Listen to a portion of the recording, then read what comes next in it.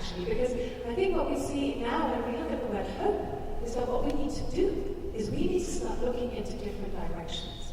And there is another, it's not so much a definition, but it's a description of the word hope, and it comes from Václav Havel in his perfectly spectacular book, Breaking the Peace.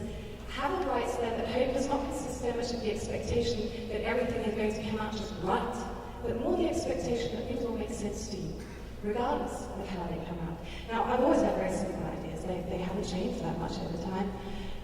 One has always been to write good poetry, at least to try and write good poetry.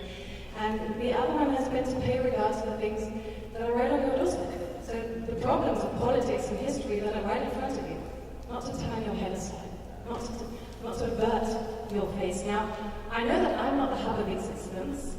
I'm meaningless. I'm irrelevant. I'm a bit of chemical scum, as Stephen Hawking puts it very nicely.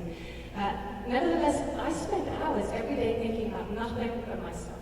I'm absolutely obsessed with myself. It's also my favorite conversation topic. If somebody starts a conversation with me saying something like, "You are a very pedantic person, aren't you?" I immediately go, "Really? That's interesting. Why do you think so?" And I could talk about this for hours. Whereas if somebody starts a conversation with me, say about the Chinese economy, for example, I have to say I'm not at all optimistic. I think it's silly to even use the language hope and optimism. I think this whole discussion that we've been having here about hope, fingers crossed and so on, is ridiculous, utterly juvenile, to be quite frank. There is no point in hoping for something like the negotiating table. The level of finance, for example, is an insult.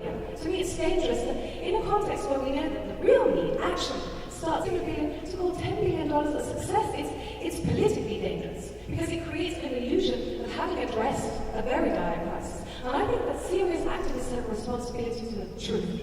Sometimes NGOs are governed by other parties, just like politicians are, where it's more important to claim a success. Because claiming a success means that you can go and raise more money because you look positive, you look efficient, you look effective, and so on. I don't think that the environmental movement should be governed by these kinds of concerns. Which is why I think that when something is not on the negotiating table, like the level of finance, for example, what we need to do is we need to develop strategies so it will be on the negotiating table in the future. Which is why my hope is much more placed in these new movement alliances that we've been seeing forming here, because everything is so much more complicated than you think. You only see it him. What is true? There are a million little strings attached to every choice you make. You can destroy your life every time that you choose. They say that there is no fate, but there is. It's what you create. And even though this world goes on